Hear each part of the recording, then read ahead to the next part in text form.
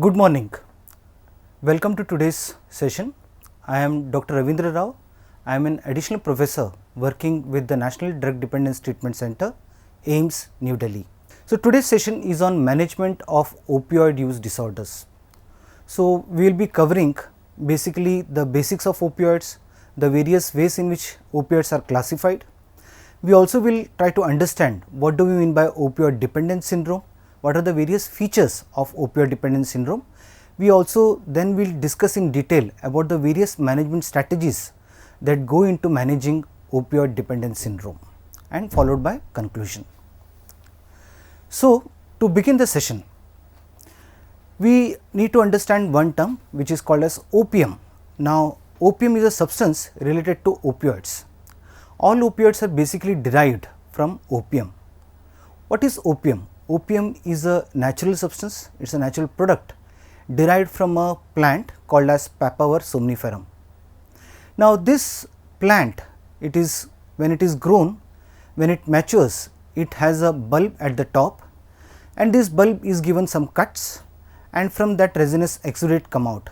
This resinous exudate is then dried, and the dried material that is scraped off from the bulb is opium. Now, opium is required for a number of medicinal products, as well as it is used to derive heroin, which is one of the common psychoactive substances consumed by human beings. Now, there are some countries such as Afghanistan and Myanmar, which are the world's largest illegal opium growing countries in the world. Now, what we need to remember is that India is sandwiched between these two countries. As I was mentioning, that opium also is required for a number of medicinal product, and that is why you require legal production of opium. Some countries have been given license to produce opium, they have been given license to cultivate opium, and India is one of the largest legal producer of opium. In India, 3 states specifically have been given this license and they cultivate opium. These states include Rajasthan, Uttar Pradesh and Madhya Pradesh. So, if that was opium, what are opioids? Now, opioids are basically any substances which have opium like effects. So, substances with opium like effects are called as opioids. Now, what we need to remember is that these opioid substances, they act on specific receptors in the body, and there are various types of opioid receptors, but the most common of them is the mu receptor. The examples of opioids include products such as morphine, codeine, fentanyl, tramadol, heroin, etc. So, let us try to see how can we classify opioids. Now, opioids can be classified on the basis of the source from which these substances are derived. So, one is the natural derivative of opium poppy. So, we saw opium, how it is cultivated and how opium is extracted from the plant. So, there are number of opioid products that are extracted from the opium itself, that include substances such as morphine or codeine. Then we have semisynthetics, where opium is used and some chemicals are mixed in the opium and the opioid products are derived. These include substances such as heroin, which is nothing but diacetyl morphine. So, you take morphine from opium, add acetic anhydride to derive what is called as diacetyl morphine or heroin. Similarly, we have other semisynthetic product like oxycodone and buprenorphine. Then we have synthetics. Now, synthetic opioids do not require this raw product, which is opium, to manufacture these opioid products. So, you can very well manufacture them in your factories. So, what are the examples? These includes examples such as dextropropoxifen, commonly called as Proxivon, also methadone, which is used for treatment of opioid dependence. So, these are examples of synthetic opioids. Similarly, pentazocine, which is used as a painkiller injection, right. So, that is one way of classifying opioids. You can also classify opioids based on the pharmacological properties that these opioids have. Now, on the basis of pharmacological properties, you have 2 types of opioids. One is what is called as agonist. So, agonists are those opioids which bind to the opioid receptors. Remember, we had discussed earlier that opioids bind to specific opioid receptors, and mu receptor is the most common opioid receptor. Now, agonists, what do? Not only do they bind, that is they go and sit on the receptor, but they also activate the receptor fully. There is 100% activation of these receptors, and that is why they are called as agonist or full agonist. Some examples of full agonist include products such as morphine, heroin, methadone or dextropropoxifen. In contrast, we have partial agonists.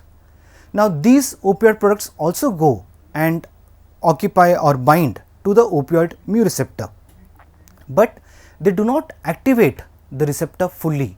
There is less than 100% activation of the opioid receptors. The best example of partial agonist is buprenorphine. Now, buprenorphine is another product which is used in treatment of opioid dependence syndrome. So, that was about the classification of opioids. Now, let us try to see which are the commonly available and used opioids in India. So, if you see, one commonly used opioid products are natural opiates. Now, these include opium and a derivative from opium which is called as DODA. Now, both of these are consumed orally, and some northern states of India including say Punjab, Uttar Pradesh, Rajasthan, Haryana, in these states, especially in the rural parts, they are commonly consumed. While this is not legal, but it has cultural sanctions in many societies. The other opioid which is commonly available and used is heroin. Now, heroin also is known by its slang term smack.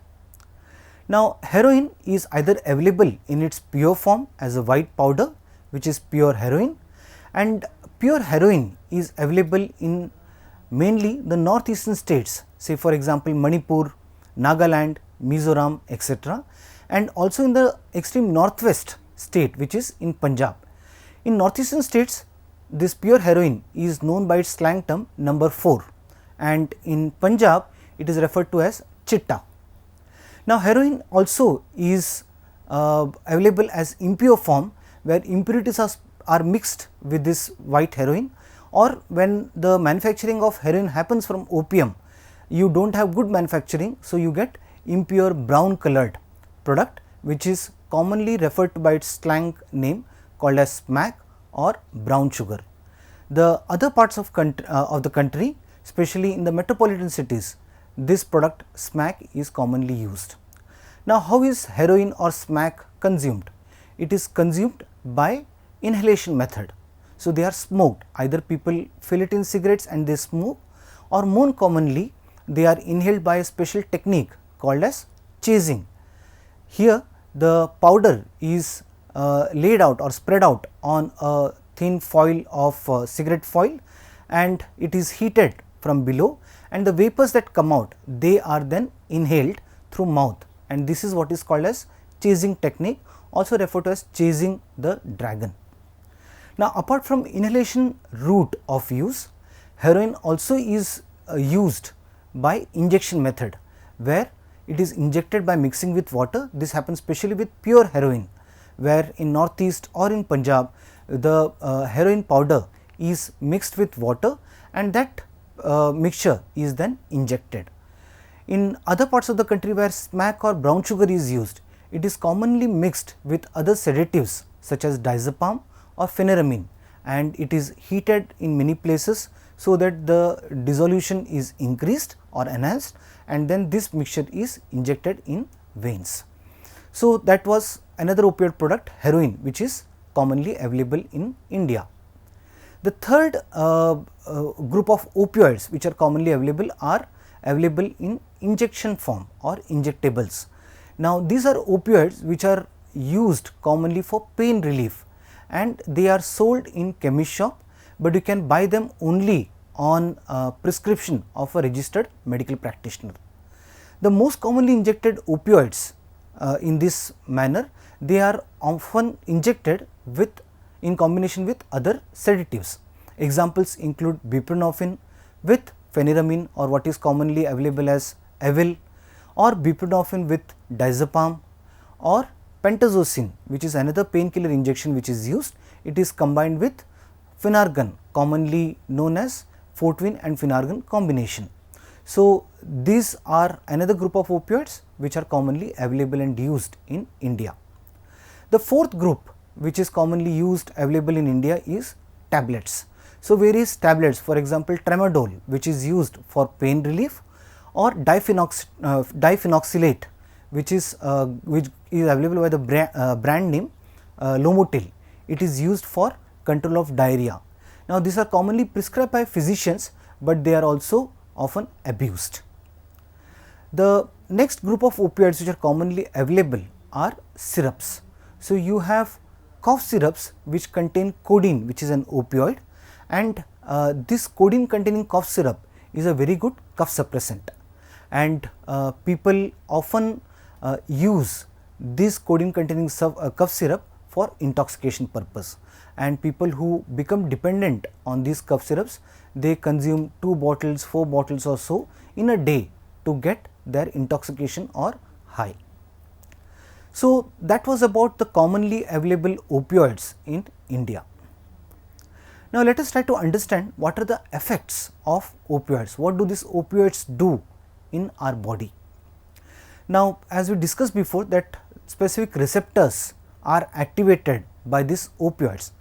So, these receptors, they are located in several parts of the body.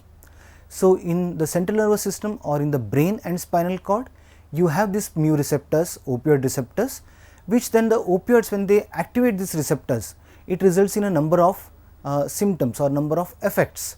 So, one common effect for which opioids are medically used is analgesia, which is pain relief. Now, what we need to remember is that apart from pain relief, opioids, any type of opioids that you take, they produce euphoria or they give you a high when you consume them. These opioids also, by acting on the brain, they produce meiosis, which means there is constriction of pupils. As discussed before, that they also suppress the cough, so they are good cough suppressant. And finally, they also have another action, which is they suppress the functioning of the respiratory center in the brain, as a result of which, if you take opioid more than your body can handle or more than your body can tolerate, it results in the reduced breathing rate, and that is what is called as respiratory depression, and that is the condition of opioid overdose. Now, opioids are also present in the smooth muscles of intestine, in the gut. So, by activation of mu receptors in the smooth muscle of intestine, opioids also produce constipation.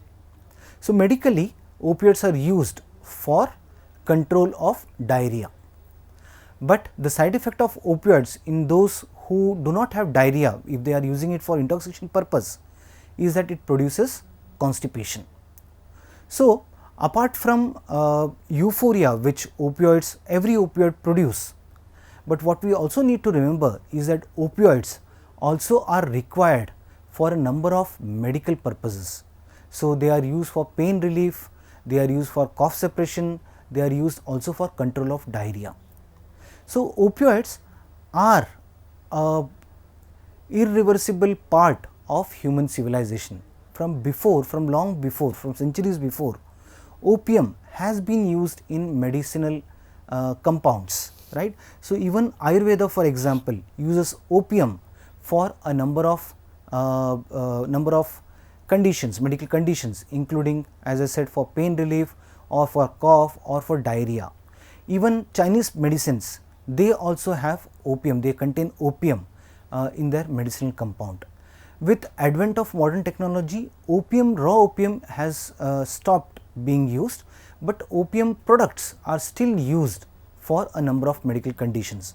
So, we can't really do away with banning opioids in totality, we will require them for medical conditions. But it is also true that any substance, if it produces intoxication, people are liable, people will abuse them because of its euphorogenic property, and that is why you have this condition which is opioid dependence. let us try to see what is opioid dependence. Now, opioid dependence is a problem which is associated with long term opioid use.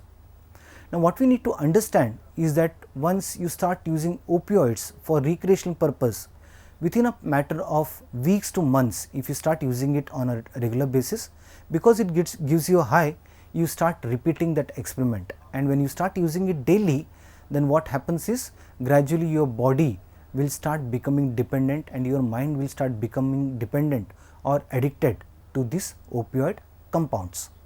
So, how do we diagnose opioid dependence? Now, some of the symptoms or criteria for opioid dependence include opioids, whichever the opioids are, be it opium or smack or your cough syrups, they are taken in larger amounts than what is normally used, and they are used over a long period of time, typically over months to years, and they are used on a daily basis, often multiple times a day.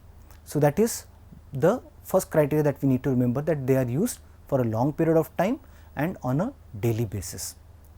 Then because you are using these opioids on a daily basis, now also what happens is that you start having this irresistible desire, a desire which you are not able to resist or control to consume these opioids, and that is what is also called as craving.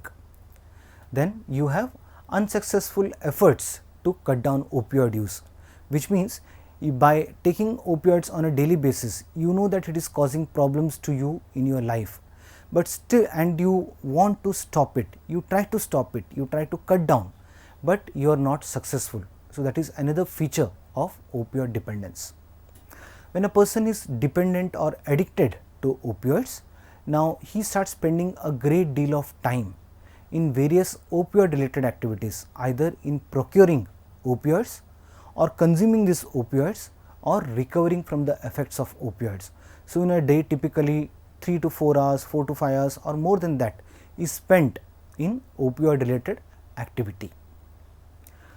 The other features also of opioid dependence also include that in pursuit of his opioid use, he starts giving up other important activities, be it social activities, say for example going to temples or religious places, going to marriage functions or other functions, he starts giving it up. He also has reduced occupational functioning, so he starts missing out on his job, he starts becoming unemployed. So, those problems happen because he is indulging in opioids and he is not finding time or the energy to engage in these other activities. Also, activities which previously used to give him a pleasure, a high. So, for example, watching movies, reading newspapers, going out with friends, spending time with family, which used to make him feel good. Now, these are given up and the only high that he gets is from using opioids. So, though that is a feature of opioid dependence. The person knows that by using opioids, for example, if he is injecting opioids, he knows that injection is causing me these wounds, the veins are blocked, he is aware of this, but yet he continues this opioid use despite having knowledge of these harms or incurring these harms. So, that is also another feature of opioid dependence. Then we have some physiological or biological symptoms of opioid dependence. So, one among them is tolerance. So, what is tolerance? So, tolerance means that when he started using opioids, so for example, if he was using smack, so when he started using smack, he was getting intoxicated even with one line of smack use. Now, even if he takes 2 to 3 packets or what is called as pudiyas, then also he does not get a high. So, that is what is called as tolerance to opioids. Similarly, another biological phenomena is when the person stops using opioids suddenly or he suddenly reduces the dose of opioids, then it leads to some specific symptoms, discomforting symptoms, either physiological or psychological, and these psychological or physiological unpleasant symptoms that appear when opioids are suddenly stopped or the dose is drastically reduced, these symptoms are called as withdrawal symptoms. Let us discuss in greater detail about opioid withdrawal symptoms, because that is important for us to understand, because that is an important part of management of opioid dependence. Now, coming to opioid withdrawals, there are two types of opioid withdrawals, one which is acute. So, these acute opioid withdrawals, they appear within hours to a day of stopping the person, stopping the opioids whichever the person was consuming, right. We would have seen in other sessions earlier that each category of substance is associated with specific withdrawal symptoms. So, what happens when a person is dependent on opioids and he has acute opioid withdrawals? What happens? We need to remember that in case of acute opioid withdrawals, all the holes of the body are opened. So, if you see from top, so you have the eyes. So, in eyes there are two holes, one is the pupils, right. So, pupils, they get dilated. So, pupillary dilatation happens when a person is in opioid withdrawals, acute opioid withdrawals. So, if you just put a torch on his eyes, you will see that the pupils are dilated. So, that is pupillary dilatation. The other hole is the lacrimation, where the tears come out. So, that hole also is open. So, you have water running from the eyes, right, almost as if the person is crying. So, that is watery eyes. Then you have nose, where there is running nose. So, that is why people often confuse acute opioid withdrawals with having a flu-like symptom. Then the person has repeated yawning, right, and then the person may have vomiting, and the other hole is where you pass your stools. So, that hole also is open. So, the person will have diarrhea. Similarly, other symptoms will be there. So, the person will have sweating, because the sweat holes are opened, the pores are opened. So, the person will sweat, he will have chills and rigors, and even the hairs of the body, they stand. So, that is what is called as goose flesh. So, these are acute opioid withdrawal symptoms. Along with this, you also have pain. Now, what we need to remember is that withdrawals are symptoms which are opposite to the acute effect of that particular substance. So, opioids, they relieve pain. Now, when you are addicted to opioid, when you suddenly stop using opioids, then you have the pain symptoms which are there. So, the person will have cramps of his abdomen, so stomach cramps will be there. The large muscles of the body, so the leg muscles, the calf muscles, the hand muscles, there will be pain in those muscles. So, muscle spasm also will be there. So, aches and pains throughout the body, that also is seen in acute opioid withdrawal.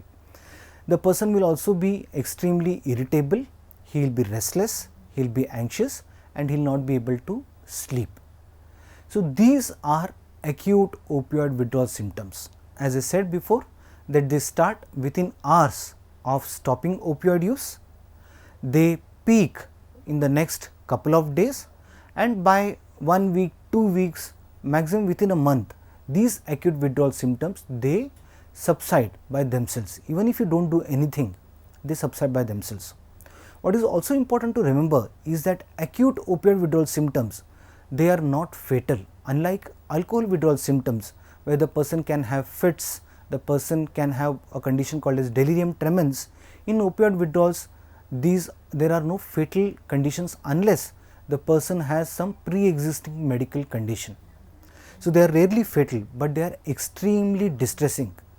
And if you ask any person who is addicted to opioids that what is the most difficult period of your life, he would say that these acute withdrawal symptoms, they are the most problematic for me, and people often, they even if they have tried to stop on their own, they try to abstain from opioids, because of this acute withdrawal symptoms, people often restart using opioids within the next 1 week, 10 days or so, if they are experiencing acute opioid withdrawal symptoms.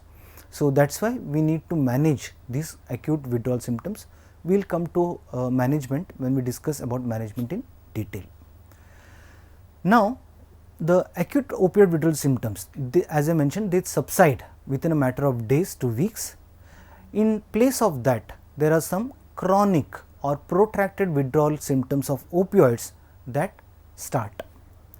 Now, these chronic or protracted opioid withdrawal symptoms, they last for weeks to months.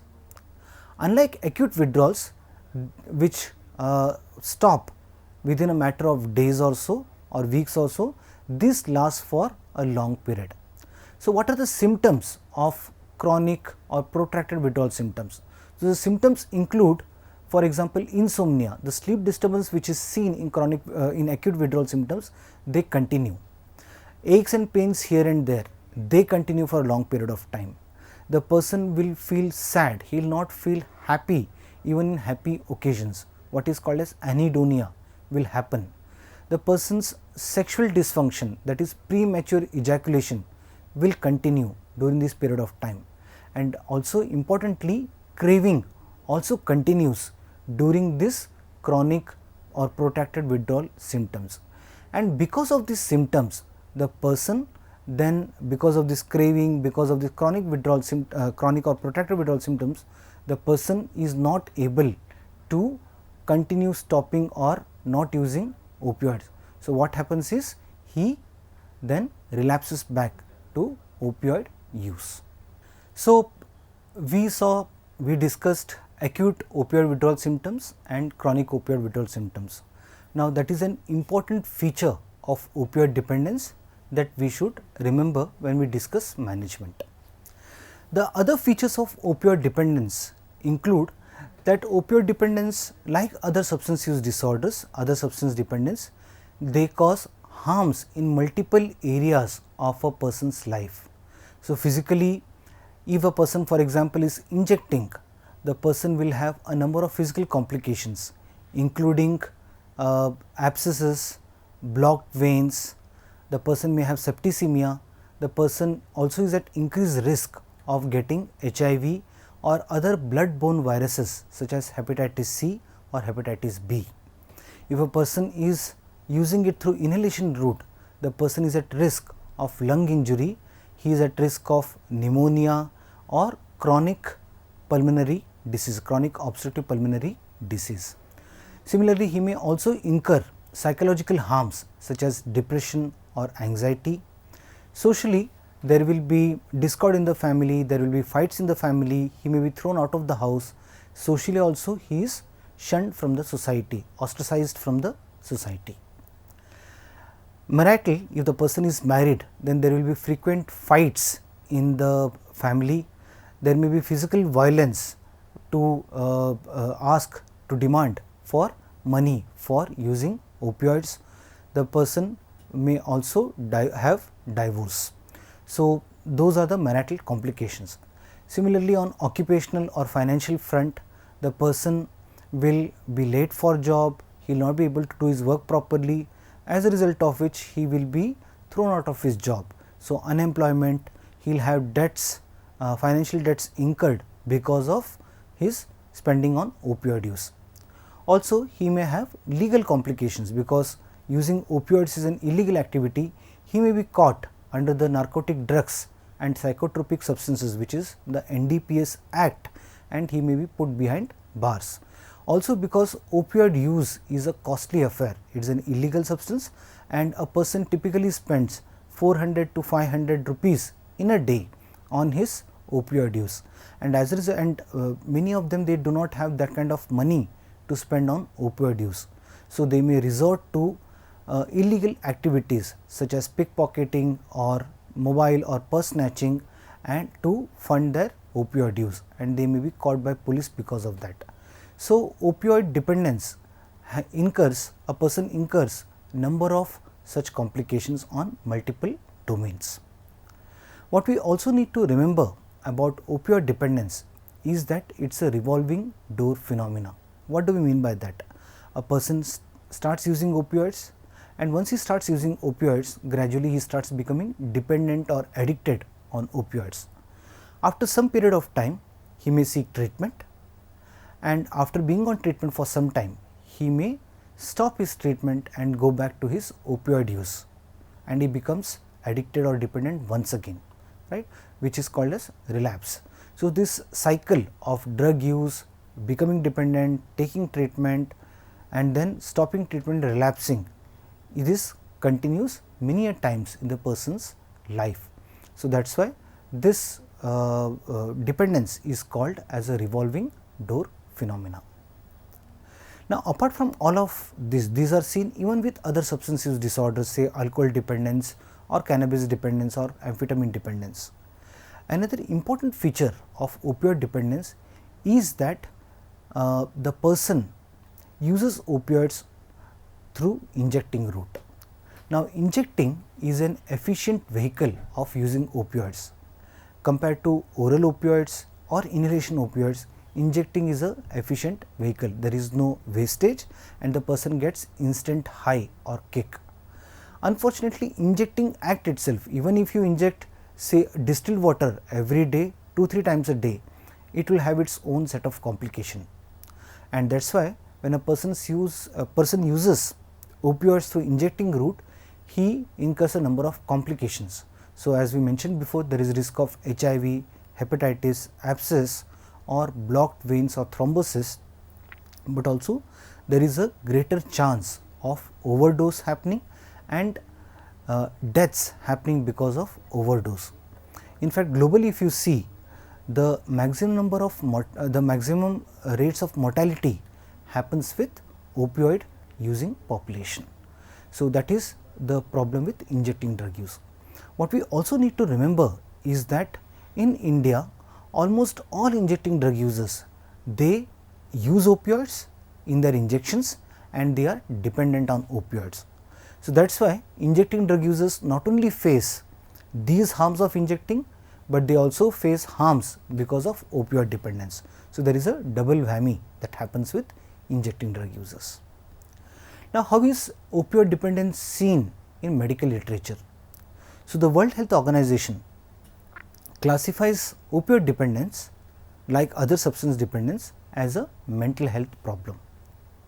And opioid dependence is seen as a chronic, which means an illness which longs for a condition which longs for a long period of time, relapsing, which means a person will come out of his opioid use, then go back to his opioid use, and it is seen as an illness.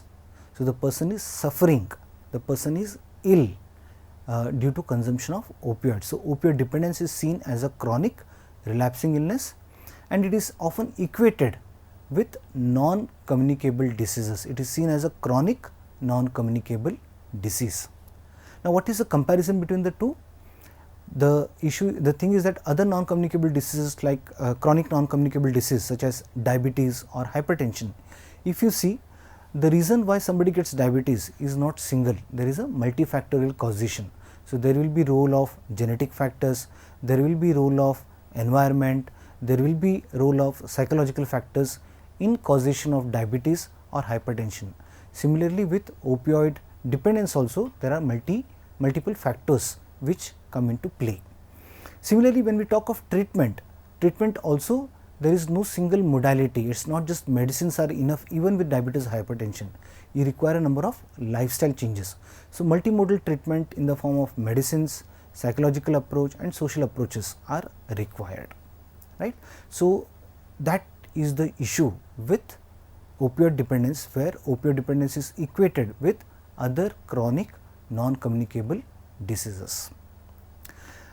Also, what we need to remember with opioid dependence is that we often think only in addiction a person relapses back, but what we need to remember is that even with other non-communicable diseases, be it diabetes or hypertension, a person stops using his medicine or he stops following the other lifestyle changes that he had made, and then his blood sugar or blood pressure, it shoots up. So, there also relapse happen. So, that is why opioid dependence is compared to non-communicable diseases. So, this was all the background about opioids, opioid dependence, the features of opioid dependence. Now, let us come to the point of management of opioid dependence. When we talk of management of opioid dependence, there are two broad strategies. The first is a short term strategy, so which is also called as detox or detoxification. The other strategy is long term treatment, which includes both antagonist maintenance treatment and agonist maintenance treatment. Now, let us discuss the first strategy, which is opioid detoxification. Now, what we need to remember is that opioid detoxification, it's a short term management. The goal here is to manage the acute withdrawal symptoms. Remember earlier that we had discussed that when a person stops using opioids abruptly, then the person has acute withdrawal symptoms. So, detoxification is nothing but managing these acute withdrawal symptoms. Now, in detox, what we need to remember is that most patients can be managed in outpatient setting itself. Few patients would require inpatient management, and the indications for those include failed outpatient treatment. So, we have started treatment detoxification in OPD, but if it fails, then we need to admit the person, or the person is using other substances, especially depressants such as alcohol or benzodiazepines in dependent pattern. Now, in these cases, managing acute withdrawals will be complicated in outpatient setting, because you would not know which symptom is due to which substance. That is why admission, inpatient management is better. If a person is suffering from severe withdrawals, then also it is better to admit him. Similarly, presence of comorbid severe medical or psychological illnesses, such for example, if the person also is having severe depression, then it is better to admit him and do the detox in inpatient setting. Also, if the patient has poor social support, then also it is better that we admit him and detoxify him. Now, when we talk of opioid detoxification, there are some general measures that are to be followed. So, the place where he is undergoing this detoxification, it should be a quiet and calm environment. The person should have adequate sleep and rest. The person should be frequently reassured that these withdrawal symptoms will go off in some period of time, and then he will start feeling better. Some people also report that by having frequent bath, their withdrawal symptoms are reduced. Now, some people also recommend physical exercise, vigorous physical exercise for managing acute withdrawals. It is seen that it is not at all beneficial. Similarly, doing breathing or relaxation exercise or meditation, that is seen to be helpful during acute withdrawal symptoms. People also think that counseling or other forms of psychological therapy will be helpful in management of acute withdrawals. What is seen is that there is no benefit of counseling or psychotherapy or psychological therapy during acute withdrawals, because the person is not in the frame of mind to focus on the counseling sessions. So, in opioid detoxification, these things like vigorous exercise or counseling, they are not helpful. So, what is helpful in opioid detoxification? Medicines, pharmacotherapy is the mainstay of opioid detoxification. So, research everywhere, guidelines, if you see, the way to detoxify somebody from opioids is to use medication. Now, even among medications, the medications which should be used is other opioids, and the most common opioid which is used and which is found to be beneficial is buprenorphine. So, sublingual buprenorphine is seen to be useful in opioid detoxification. Some places where buprenorphine is not available, tramadol may be used, though it is quite inferior compared to buprenorphine. Other medications like alpha 2 adrenergic agents, for example, clonidine is used, or in other places supportive medications are used for managing opioid withdrawals. But what is important to remember is that opioid detoxification happens best if you use other opioids, specifically buprenorphine. The medications whatever you use, what you need to remember is that usually the time period of detoxification lasts from a couple of days to a couple of weeks.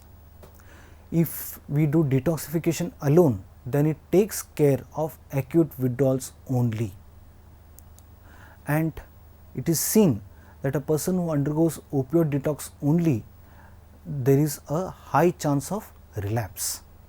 That is why it should be followed by long term treatment. Why do we see a high rates of relapse with opioid detoxification? What we need to remember is that detox takes care of acute withdrawal symptoms only, but after acute withdrawal symptoms you will have protracted withdrawal symptoms or chronic withdrawal symptoms. These persist, right? Also, craving also continues for a long period of time, for months together. In opioid detoxification, we take care of his withdrawals, but other psychosocial issues like problems with his family, job, employment, etc. are not taken care of.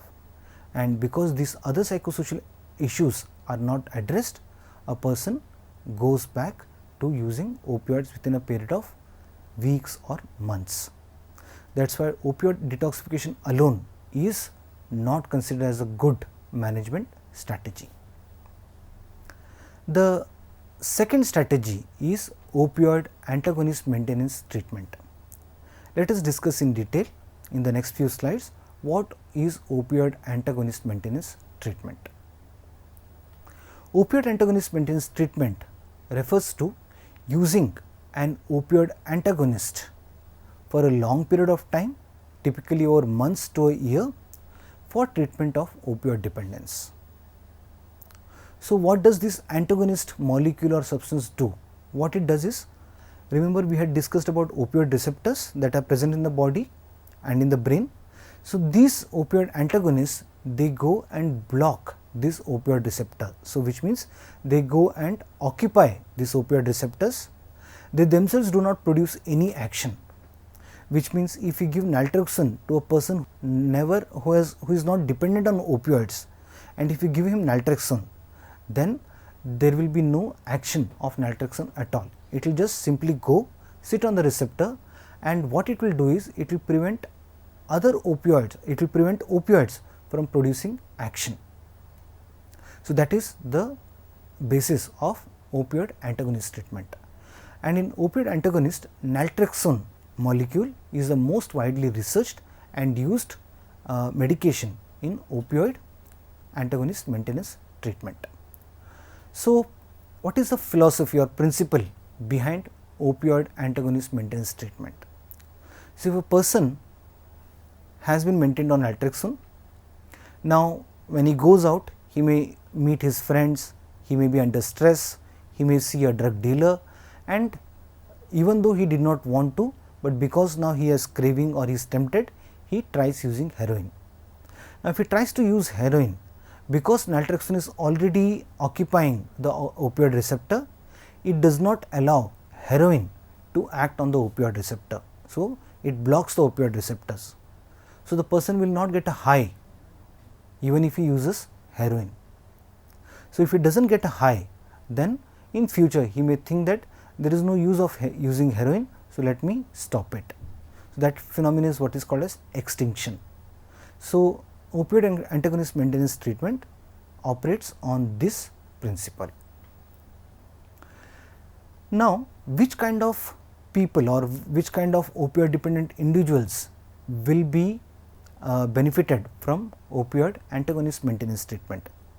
This works best in individuals who are opioid dependent, but who have a short duration of opioid use, typically less than 1 to 2 years of use. Also, they should not have any major medical or psychological morbidity. They should have high levels of motivation to stop using opioids. They should, why is this important? Because naltrexone maintenance treatment, what it will do is, it will block the opioid receptors, but it will not take care of the opioid craving or the protracted opioid withdrawals, right. So, the person should be ready to withstand this opioid craving or protracted opioid withdrawals. The person should have high level of motivation. Similarly, the person's occupational functioning should be good, and he should have a good psychosocial support. So, these are the criteria of individuals for whom opioid antagonist maintenance treatment would work best. Now, if you see this criteria, you would realize that very few individuals who present to clinics or to treatment centers would fulfill this criteria. That is why it is applicable only for few patients. Now, what is the protocol of opioid antagonist maintenance? Now, a person who comes to us with opioid dependence, he should first be detoxified. The opioid detoxification should be completed. Then the person should be free of opioids for the next 3 to 7 days after his detox is completed. There should be no opioid withdrawals. Then we start naltrexone. This naltrexone is available as a tablet, and one tablet every day has to be taken as long as he is on antagonist treatment. So, long term antagonist maintenance treatment, the treatment duration is for months to a year or more than a year. So, during which time he will stop using opioids, he will see that using opioids is causing harm. Because he does not have acute withdrawals, he will stop using opioids and he will start focusing on other activities, right. Now, all of these changes to occur will take time. So, that is why the treatment duration is for months to a year or so. So, what the antagonist maintenance does is that it blocks the effect of opioids. A person who takes antagonist maintenance medication will not experience the high of opioids. As mentioned before, that this is suitable for few clients who are highly motivated, who are psychosocially stable and whose productivity is maintained. What we need to remember is that despite all of this, even if you carefully select, the retention rates on antagonist maintenance is poor. Very few people, they are able to continue antagonist maintenance, right.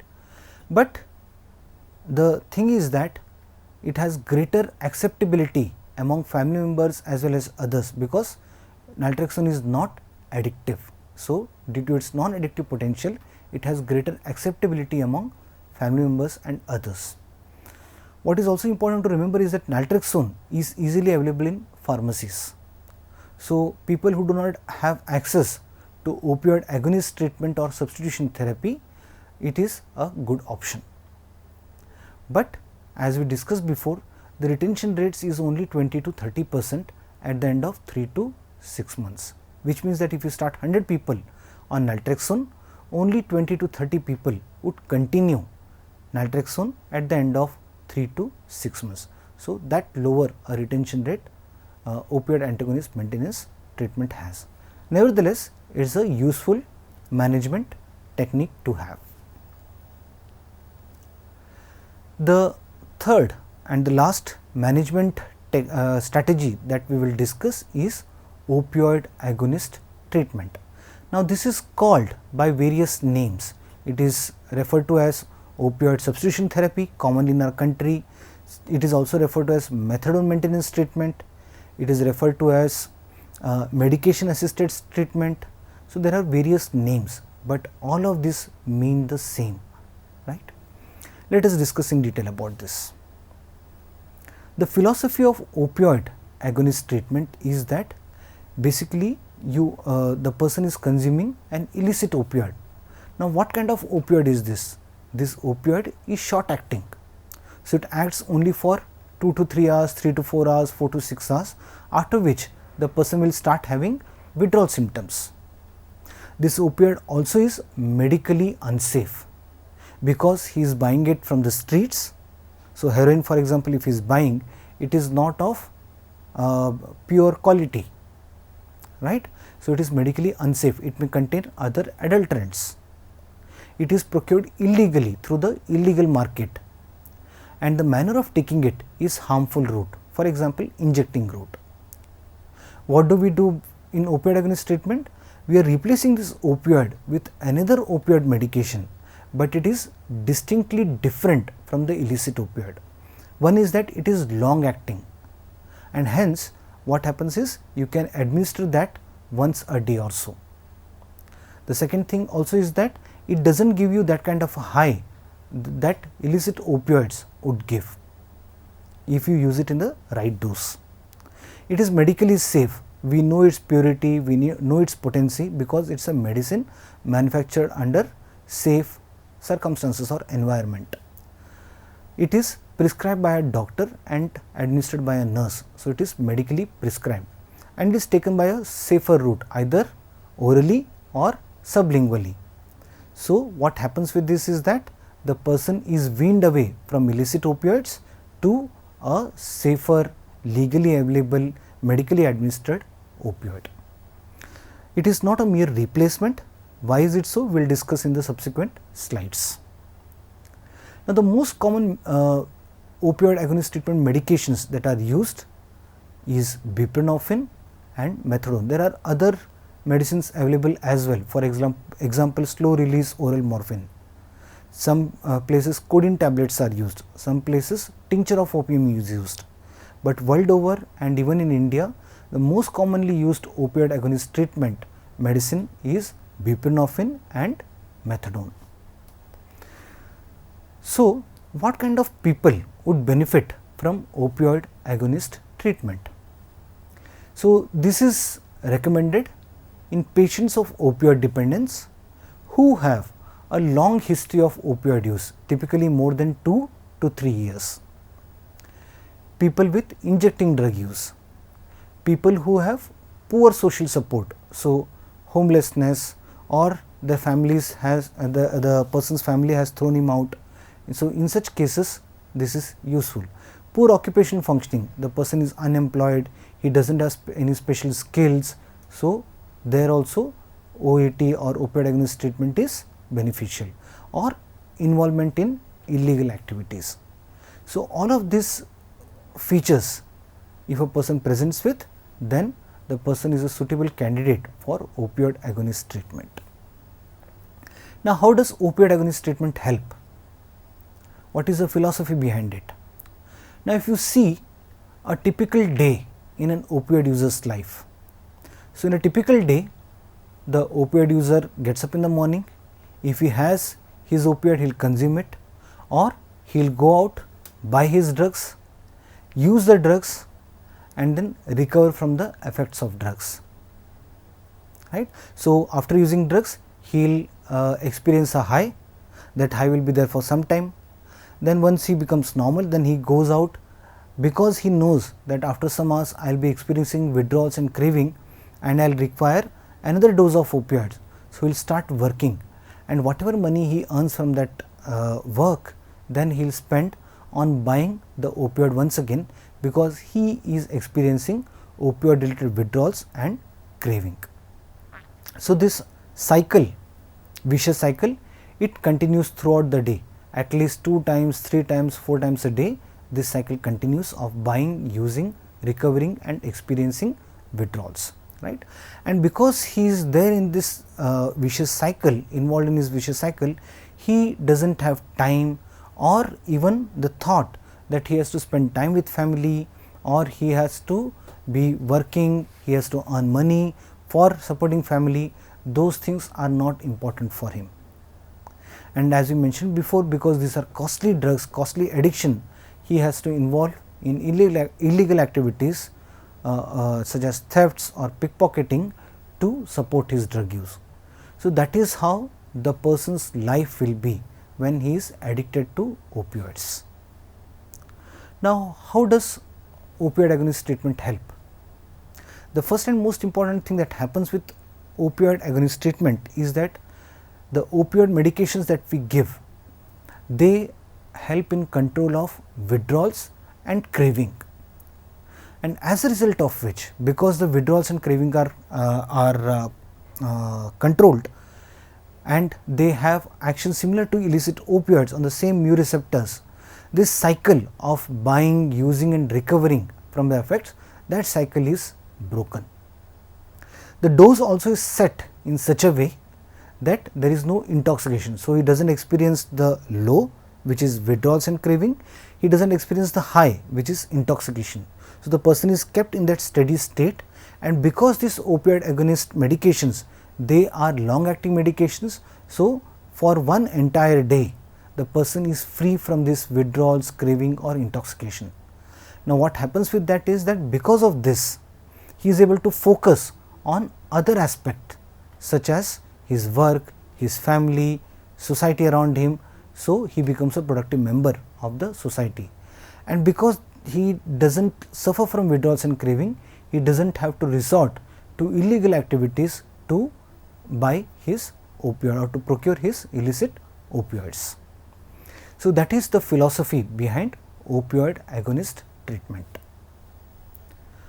Now, opioid agonist treatment has multiple benefits. There are benefits at the individual level and there are benefits beyond individual level. So, individual level benefits include reduction or stoppage in illicit opioid use. The person, if he is maintained on opioid agonist treatment, the overdose related deaths are prevented. If the person is on antitubercular treatment, then the person's adherence to this medication regime will be improved, and he starts working, he starts contributing to family. So, the overall quality of life of that individual is improved when he is on opioid agonist treatment. If a person also is at risk of HIV, then especially because of injecting behavior, so there is a reduction in injecting related behavior. The person, if he is found to be HIV positive, then there is also an improved adherence to antiretroviral treatment or ART medications. So, that way it is also helpful for the individual in HIV prevention and managing HIV HIV problem.